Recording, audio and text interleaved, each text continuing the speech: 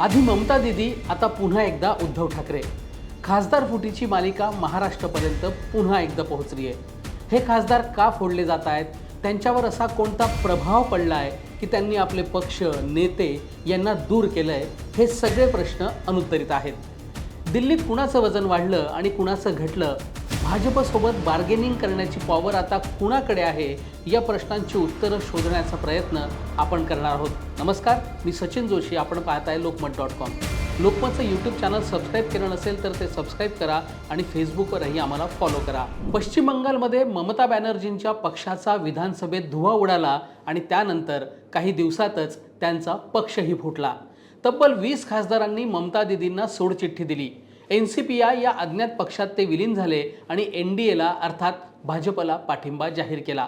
या घडामोडींमुळे सगळ्यात मोठा धक्का बसला तो एनडीए सरकारमध्ये महत्त्वाचं स्थान असलेल्या नितीश कुमार आणि चंद्राबाबू नायडू यांना। कारण आता एनडीएमध्ये भाजपनंतर सर्वाधिक खासदार असलेला पक्ष ठरलाय एनसीपीआय। पश्चिम बंगालच्या राजकारणात झालेल्या बंडाळीने दिल्लीपासून बिहार, आंध्र प्रदेशपर्यंतच्या राजकीय समीकरणांना बदलून टाकलंय। टीएमसीच्या खासदारांमुळे केंद्रात एनडीएचं संख्याबळ 300च्या पार गेलंय।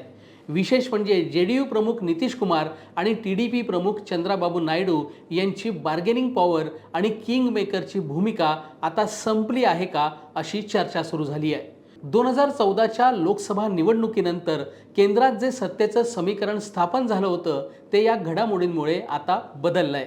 2024च्या निवडणुकीत भाजपला 240 जागा मिळाल्या होत्या।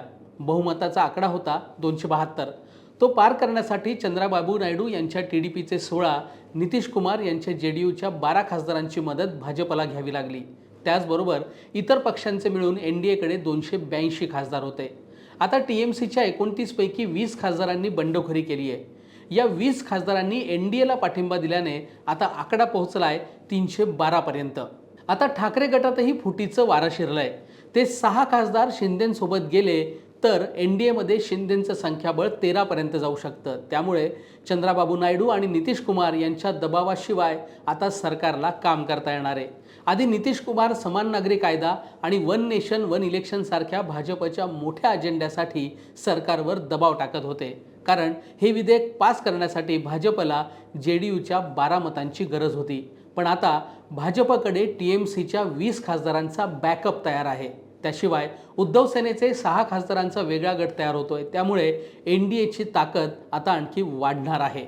2024च्या लोकसभा निकालात इंडिया आघाडीला मोठं यश मिळालं होतं। त्यात काँग्रेसकडे 99, सपाकडे 37, टीएमसीकडे 29, उद्धव सेनेला 9, शरद पवारांच्या राष्ट्रवादीला 8, आरजेडीला 4, सीपीएमला 3, जेएमएमला 3 जागांवर विजय मिळाला होता। त्याशिवाय डीएमकेचे 22 खासदारही निवडून आले होते। पण अवघ्या 2 वर्षांनंतर हे चित्र आता बदललंय। लोकसभेत विरोधी पक्षातील खासदारांची संख्या कमी झाली आहे। 20 खासदार टीएमसी पासून वेगळे झाल्यानंतर त्यांच्याकडे आता केवळ 9 खासदार शिल्लक राहिलेत। दुसरीकडे उद्धव ठाकरे यांच्याकडेही 3 खासदार उरलेत, म्हणजेच विरोधकांचे 26 खासदार कमी झालेत।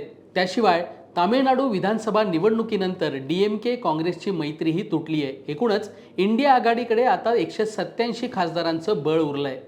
आता खासदारांची ही फोडाफोडी करण्यामागचं कारण सीमांकन विधेयक असल्याचा आरोप विरोधक करतायत। त्याचं कारण काय ते देखील समजून घेऊया। संसदेत संविधान दुरुस्ती विधेयक मंजूर करण्यासाठी 2/3 बहुमताची आवश्यकता आहे। संविधानाच्या 121व्या दुरुस्तीसाठी सीमांकन विधेयक एप्रिल महिन्यात संसदेत नामंजूर झालं होतं। कारण हे विधेयक करण्याएवढं 2/3 बहुमत सरकारला मिळवता आलं नाही। तेव्हा लोकसभेत या विधेयकाच्या बाजूने 298 मतं पडली होती, ज्यात 293 एनडीएचे खासदार आणि 5 इतर पक्षांचे खासदार होते।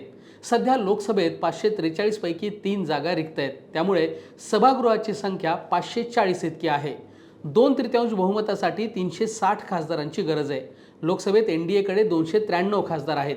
आता टीएमसीचे 20 बंडखोर खासदार यांनी एनसीपीआय पक्षात विलिनीकरण करून घेतलंय आणि त्यांनी एनडीएला पाठिंबा देण्याचं जाहीरही केलंय। टीएमसीच्या या खासदारांमुळे एनडीएची संख्या 313 पर्यंत पोहोचली आहे। त्याशिवाय उद्धव ठाकरे यांच्याकडचे 6 खासदार एनडीए सोबत जाण्याची शक्यता आहे। त्यामुळे हा आकडा 319 पर्यंत पोहोचेल। तामिळनाडूतील निवडणुकीत डीएमकेच्या पराभवानंतर काँग्रेससोबत त्यांचे संबंध ताणले गेलेत। जर DMKच्या 22 खासदारांनी संसदेत NDAला पाठिंबा दिला तर हा आकडा 341 पर्यंत पोहोचेल. एप्रिलमध्ये घटनादुरुस्ती विधेयक मतदानावेळी NDAला 298 खासदारांचा पाठिंबा मिळाला, म्हणजे त्यांना 5 अतिरिक्त मतं मिळाली होती. ही मतं जोडल्यास NDAची संभाव्य संख्या 346 पर्यंत पोहोचू शकते, जी 2/3 बहुमतासाठी केवळ 14 मतांनी कमी आहे. या सगळ्या घडामोडींमुळे दिल्लीचं राजकारण आता तापलेलं आहे. आता 2/3 मतांसाठी उरलेली 14 मतं सत्ताधारी कशी मिळवतील याबाबत तर्कवितर्क लढवले जात आहेत. तुम्हाला याबद्दल काय वाटतं ते कॉमेंट बॉक्समध्ये नक्की लिहा. व्हिडिओ पाहिल्याबद्दल धन्यवाद.